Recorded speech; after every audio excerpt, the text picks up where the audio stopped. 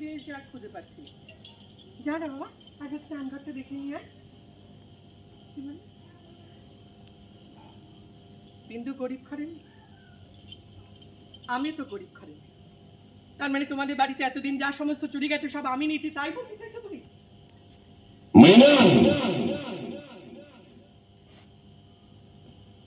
ধমক দিলে আমার, বললে বিন্দুর সাথে আমার তুলনা।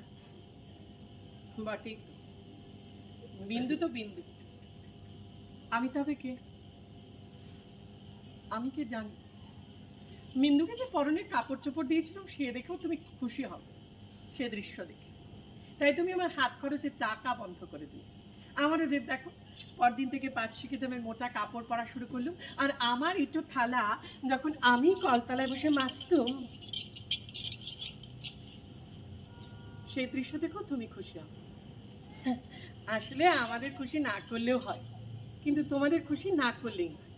এই সহজ বোধটা আমার ঘটে আর ঢুকে। যাই হোক, এদিকে বিন্দুর বয়সও বাড়ছে, ওদিকে তোমাদের রাগ। তাই বিন্দুকে তোমরা এই বাড়ি থেকে তাড়ানোর জন্য প্রজাপতি দেবতার শরণাপন্ন। আমার খুব অবাক লাগে, হ্যাঁ কেন প্রথম দিনই তোমরা বিন্দুকে এই বাড়ি থেকে তাড়িয়ে দিলে না শুনি? আসলে বিধাতা যে আমাকে সামান্য বুদ্ধিটুকু দিয়েছে তা খাতির না করে তোমরা বাঁচো। তোমরা আসলে আমাকে মনে মনে ভয় করেছ। যাক, পাত্র স্থির করলে তোমার বর। পাত্র কেমন তো জানি না, তোমরা বলে সকল বিষয় ভালো,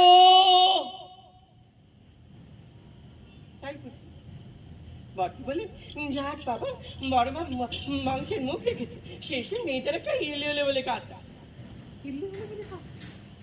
কিন্তু বিন্দুর কথা কেউ শুনবে কি রে? সে কোথায় গেল রে এলো না, সে যেতে যেতে গেল। বিন্দু চলে গেল, শুধু লোক খেপে গেল। বলতে না কেউ কাপড়ে আগুন লাগিয়ে মরা নাকি একটা ফ্যাশন হয়ে দাঁড়িয়েছে। তোমরা বলে নাটক, নাটক, নাটকই তো বটে। তাই নাটকের মুহূর্তগুলো আমাদের দেশের মেয়েদের শাড়ির আঁচলের উপর দিয়ে হয় কেন শুনি?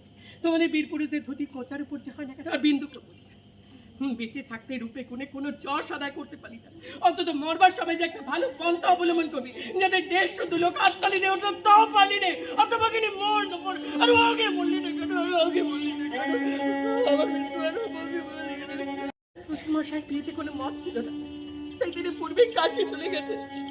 শাশুড়ি মা জোর করে তার ছেলে বিয়ে দিয়েছে, দিদি তিনি পাগল, দিদি তিনি পাগল। আপনি কয়লার কাদায় বসে পড়ি। মেয়ে মানুষকে মেয়ে মানুষও দয়া করে না, বলে চলে হোক না পাও, তাই বলে চলে যাবে। শাখা সিঁদুর পরা সাত পাকে না বিয়ে মেয়েটা চলে যাবে, ছেলে হোক না পাগল। না না বিন্দু, একদম ঘাবড়াবি না। এ বিয়ে বিয়েই নয়, পাগলের সাথে বিয়ে আবার বিয়ে নাকি? তুই এ বিয়ে মানিস, আমি মানি না। আমি আমি আমি তুই যেমন হেমালের কাছে ছিলি তেমন থাকবে। বিন্দুর শ্বশুর বাড়ি, বিন্দু মিথ্যে কথা বলছে। ও কখনো মিথ্যে বলতে পারে না। তুমি কেমন করে জানলে? আমি জানি বিন্দু আমাকে মিথ্যে বলতে পারে না। বিন্দুর শ্বশুর বাড়ির লোকজন যদি পুলিশে খবর দেয় ফাঁকি দিয়ে পাগল বরের সাথে বিয়ে দিয়েছেন দাদা, সে কথা কি আদালত শুনবে না? ও এখন এই নিয়ে পুলিশ আদালত করতে হবে না। আমি আমার গয়না বেচে যা পারি তাই করবো। শোনো শোনো, মেজ বউ এখন উকিল বাড়ি যাতায়াত করে না দাদা, আপনারা তো ধরেই নিয়েছেন আমরা মেয়েরা কপালে করা খাত ছাড়া কিছুই করতে পারি না। শোনো, কান খুলে পরিষ্কার শুনে রাখো, বিন্দুর শ্বশুর বাড়ির লোকজন বৈঠকখানা বিষম গোল বাঁধিয়েছে, বলছে থানায় খবর দেবে। দিক থানায় খবর, দিক থানায় খবর। আমি বিন্দুকে আমার ঘরে তালা বন্ধ করে রেখে দেখি আপনারা কি করতে পারেন। বড় বাদ হয়ে গেছে, পারতেন পারতেন বিন্দুকে, বিন্দু নিজের মেয়ে বলে বাঁচিয়ে দিতে পারতেন। বিন্দু বিন্দু বিন্দু বিন্দু কোথায় গেছে?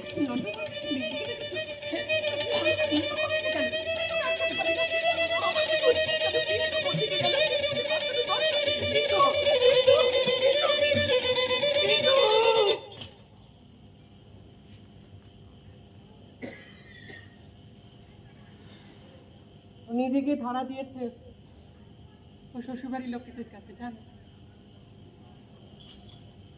আসলে ঠিক বুঝেছে ও যদি এই বাড়িতে থাকে, ও আমার বিষম গোল থাকলে আমার ভাবছিস তোর কি হবে? আসলে ওর যে খুব কষ্ট, আমি তা বুঝি। কত শত বীর ক্ষত্র রাজকুমারা পর্যন্ত তুলতে পারলেন না, অনায়াসে তুলে নিলেন এই যুবক ক্ষত্র। আমার কল্পিত বসন্ত কামনার কালকে ওই তো তিনি স্বর সমঝোতা হ্যাঁ প্রদুর প্রদুর তোমার নামে চক্রের গতি কামা চলমান মৎস্যকে স্থির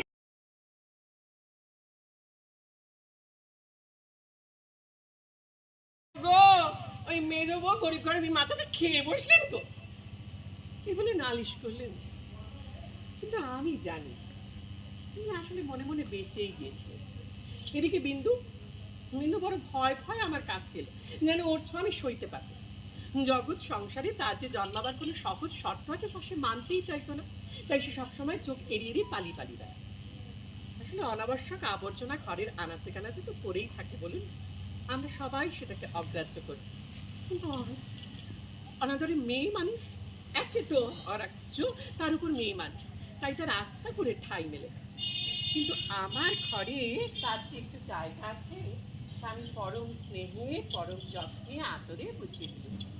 কিন্তু আজ কি এখানে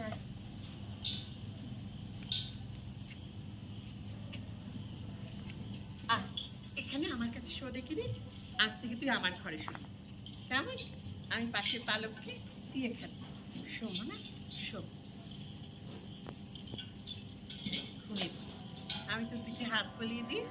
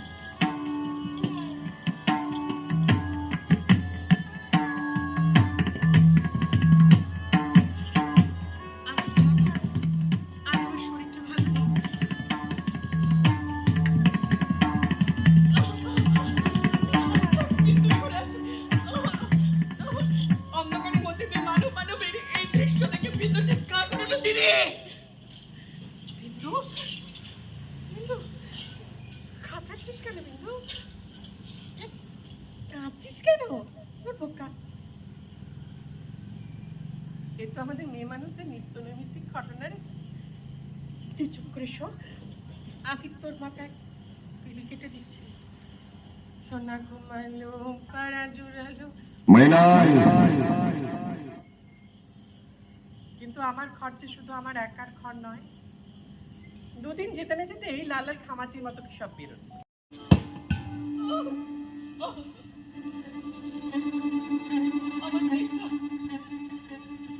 আমার মেয়েটা সন্ধ্যা তারার মতো ক্ষণকালের জন্য উদয় হয়ে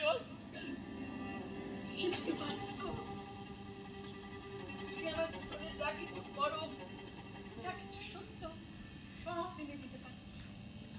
তখন মেয়েটা বোন একেবারে মা হয়ে উঠে বসে। আসলে মা হওয়ার দুঃখটুকু পেল, মুক্তিটুকু পেল।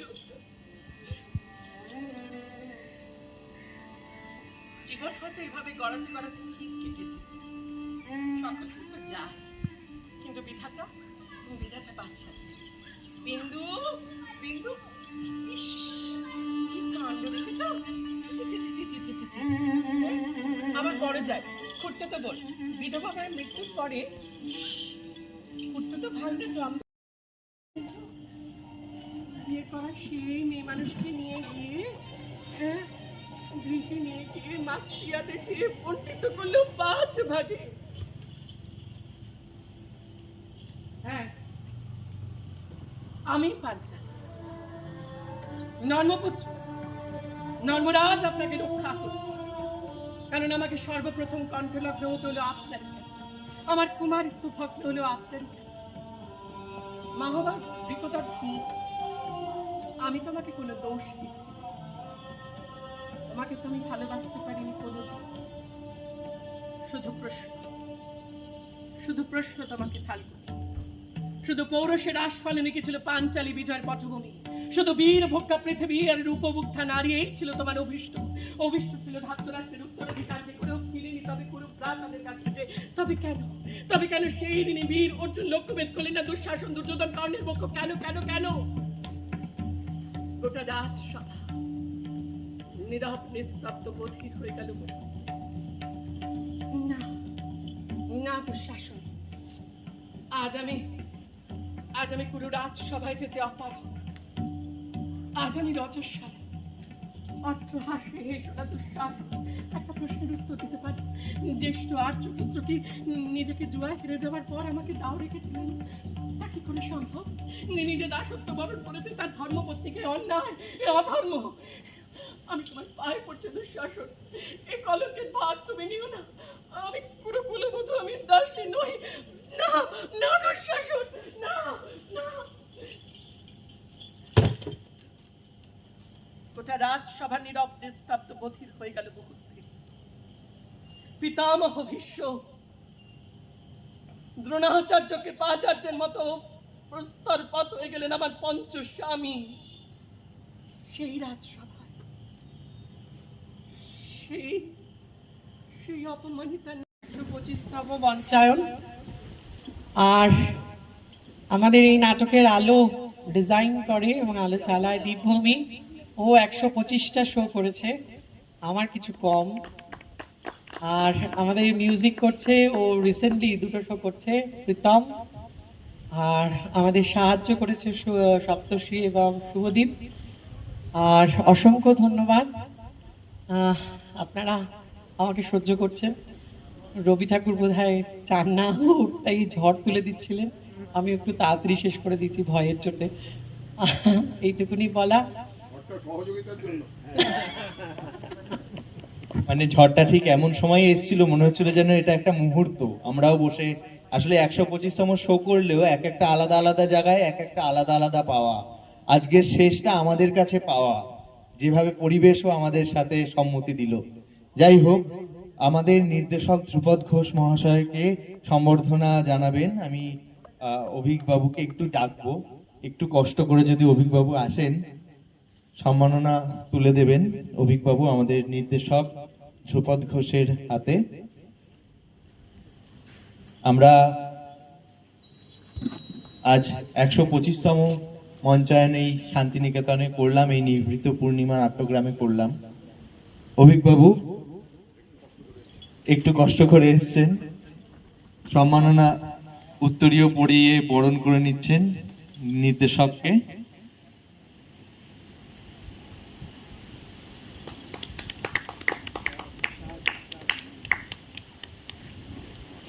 আমরা অভিক বাবুর কাছ থেকে তার একটু তাৎক্ষণিক প্রতিক্রিয়া শুনতে চাইব।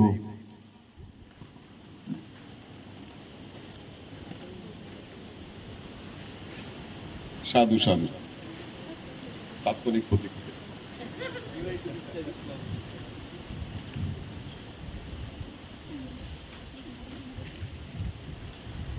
কেন চেয়ে আছো গো মা মুখ পানে, কেন চেয়ে আছো গো মা? এরা চাহে না তোমায়, চাহে না যে এরা আপন মায়ের নাহি জানে। এরা তোমারে কিছু দেবে না, দেবে না, মিথ্যা কবে শুধু কত কি ভানে। কেন চেয়ে আছো গো মা? অনেক ধন্যবাদ। আমরা একটি নাটক দেখলাম, পরবর্তী নাটকে যাওয়ার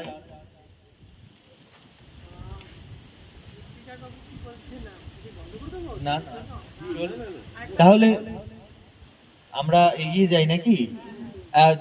আমাদের চায়ের ব্যবস্থা এখানেই রয়েছে, এর মাঝে মাঝেই আমরা চা পানের বিরতি এবং পরবর্তী নাটকের প্রস্তুতি, এবং তার ফাঁকে আমি আমাদের ভাইস প্রেসিডেন্ট লিলি ঘোষকে একটু ডেকে নেব, তিনি একটি একক নৃত্য পরিবেশন করবেন। মঞ্চে ডেকে নিচ্ছি লিলি ঘোষ মহাশয়াকে।